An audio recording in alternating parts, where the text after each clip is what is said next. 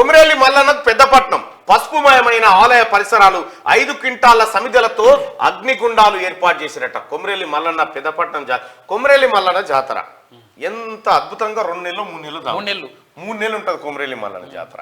కొమిరెల్లి మల్లన్న జాతర పోయిరంటే ఇక బండ్లు నడిచిపోవుడు ఒగలొగలు పోతే 10 రోజులు ఆన్నే 10 రోజులు ఆన్నే ఉంటారు. వంట వార్పు మీరు చూడరి.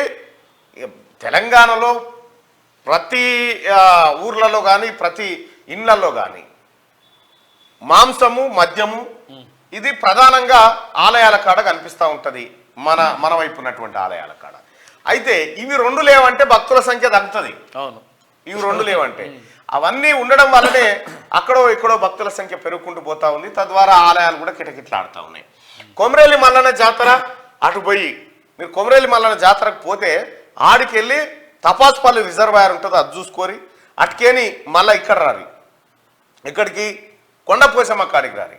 కొండపోసమ్మ చూసిన తర్వాత దానికి ఇంకా జర ముంగడికి వస్తే కేసీఆర్ ఫామ్ హౌస్ ఉంటుంది, అది కూడా చూడరు, పని అయిపోతుంది. మల్లన్న సాగర్ ఉంటుంది, కొండపోసమ్మ ఇవన్నీ చూసుకోవచ్చు. ఇక ఇంకో విషయం ఏంటంటే ఈ చేర్యాలను తీసుకపోయి సిద్దిపేటలో కలుపుకున్నాడు. అదేమో జనగామ నియోజకవర్గం. హరీష్ రావు 7-10 రూపాయలు పుట్టేది ఉంటే అలా కలుపుకున్నాడు అంతే. బెజ్జంకిని తీసుకుపోయి సిద్దిపేటలో కలిపి వాళ్ళు అసలు ఇప్పుడు చాలా రోజులు ధర్నాలు చేసిండ్రు.